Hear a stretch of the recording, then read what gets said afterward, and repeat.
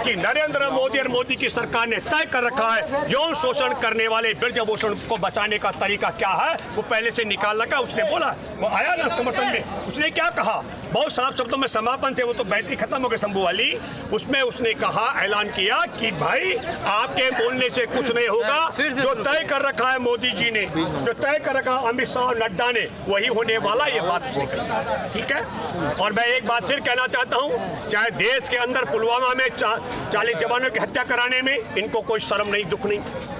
आप देखिए कि यौन शोषण के खिलाफ ये बेटियां बैठी 1 महीने से, इनको कोई शर्म और अफसोस नहीं। इससे पहले बिहार चुनाव से पहले बिहार की रेजिमेंट के जवानों की हत्या करवाई गलवान घाटी में, इनको कोई दुख और अफसोस नहीं। भारत के, मैं सामरिक दृष्टि से मैं कहूंगा, बंदरगाह, एयरपोर्ट, रेलवे लाइन और हथियार बनाने की कंपनियां अदानी के माध्यम चीन को बेच दी, इनको कोई दुख नहीं। हमारे देश में करोड़ों लोगों की रोजी रोटी छिन गई, इन्हें कोई दुख नहीं। उस नालायक ने ताली बजा के नोटबंदी करके 2.5 लाख करोड़ का नुकसान देश को कराया, इन्हें कोई दुख नहीं। उसे ताली बजा करके 450 मामलों में देश में कोरोना के नाम पर ताला लगवा करके करोड़ों मजदूरों का पैदल चलवाया, भूखा प्यासा, जिसमें खुले आसमान के नीचे महिलाओं ने बच्चे जने, इन्हें बेशर्म हो, कोई शर्म नहीं।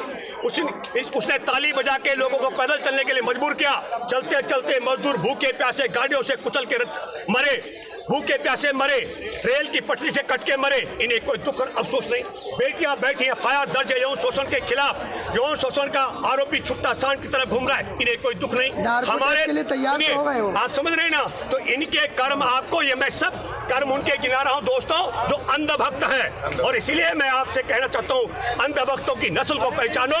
ये जवानों की हत्या पर भी मौन रहते हैं, देश के सामरिक संस्थानों को चीन को बेचने पर मौन रहते हैं, और बेटियों का यौन शोषण कराने पर मौन रहते हैं, महंगाई लूटपाट में मौन रहते हैं, और देश में बेरोजगारी आसमान में पहुंच चुकी है, उस मामले में भी ये मौन रहते हैं। इन्हें बेशर्मों को कतई शर्म नहीं है, ये अपील मैं आपसे। इनकी आत्माएं मर चुकी हैं, मुझे लगता है इनकी संवेदनाएं मर चुकी हैं।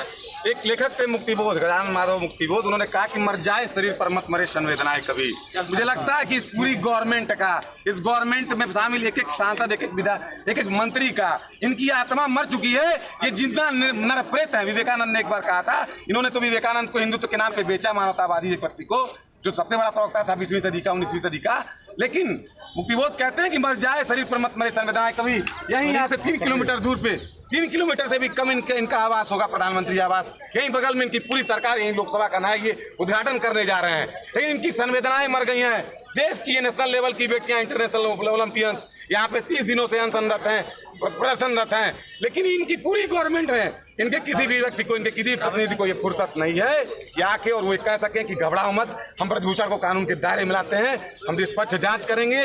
एक भी व्यक्ति आ रहा था तो हम लोग कहते कि ये जिंदा है, अरे ये नरप्रेत हैं, नरप्रेत हैं, ऐसे नरप्रेतों को नकार दो। मैं आपसे एक बात कहना चाहता हूँ कि अरस्तु थे एक बहुत बड़े दार्शनिक, उन्होंने एक अच्छी बात कही और सच्ची बात कही। उन्होंने कहा कि मूर्खों पर राज करने वाला अपनी असफलताओं को भी जश्न में तब्दील कर देता है। जैसे कर्नाटक की करारी हार, बेटियां यहाँ बैठी है, उसने कार्यक्रम रद्द हो गया ऑस्ट्रेलिया का, वो ऑस्ट्रेलिया में जाके मजमा सजा दिया, तय हो गया कि वहां जो कार्यक्रम है उसमें जापान के प्रधानमंत्री, राष्ट्रपति ने जाने का मना कर दिया, अमेरिकी राष्ट्रपति नहीं जा रहे, कार्यक्रम स्थगित होगा।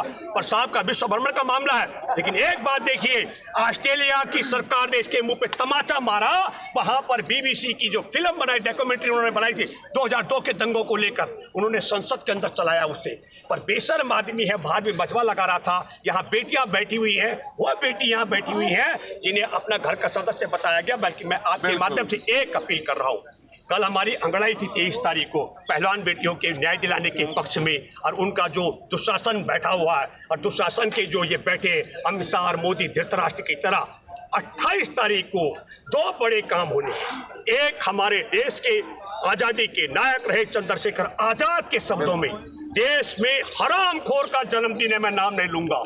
और 2, उसी दिन उस पंचायत घर का उद्घाटन है, और 3 उसी दिन पहली पंचायत जो है वहां देश की लाखों महिलाएं करने वाली है। कल आप लोगों ने देखा होगा, इन सब मित्रों ने वीडियो बनाया। कल इंडिया गेट में हमारे साथ वो महिलाएं भी थी जिनके मासूम बच्चे गोद में थे। इसलिए मैं आपसे अपील करता हूं, निडर होकर के आप दिल्ली के लिए कूच करिए और जहां जहां भाजपाई मिलते हैं 2 जूते पैर में पहनते हुए 1 जूता हाथ में उठा के बोलो क्या कारण है कि पूरी मोदी सरकार और भाजपा यौन शोषण करने वाले ब्रजभूषण शरण सिंह के साथ खड़ी है। और क्या कारण है हमारे देश की जो यौन शोषण के खिलाफ बेटियां, ओलंपिक पदक विजेता बेटियां, उसे दंडित करने के लिए 1 महीने से डटी हुई है। पूरी सरकार और भाजपा उनके खिलाफ क्यों अड़ी है? और आखिरी बात, उसको सजा दिलाने के लिए तमाम देश की जिस घरों में बेटियां हैं, जो बेटियों का सम्मान, जो हमारे देश का संविधान का सम्मान, बेटियों का, महिलाओं का सम्मान करता है। और मैं आपसे अपील इसलिए भी करता हूं कि हमारे लिए चुनौती की बात है, चुनौती इस बात की कि यौन शोषण के शिकायत किसी भी थाने में तत्काल FIR में दर्ज होती है, लेकिन इन जो हमारे देश में महिला द्रोही है इनकी राज्य में यह संभव नहीं है। इसलिए मैं अपील करता हूं 28 तारीख को हमारे देश की नई संसद का उद्घाटन का जो सत्र है उसमें महिला बैठेंगी और महिलाएं तय करेंगी कि भाजपा में नरेंद्र मोदी, अमित शाह और भाजपा के राष्ट्रीय अध्यक्ष का चहेता यौन शोषणकारी ब्रजभूषण शरण सिंह को क्या सजा दी जाएगी। उसके लिए आप सब लोगों से अपील करता हूं, आप बड़ी से बड़ी संख्या में दिल्ली के लिए कूच करेंगे। धन्यवाद। जय हिंद, जय जवान, जय किसान, जय संविधान और पहलवान बेटियों का संघर्ष जिंदाबाद जिंदाबाद।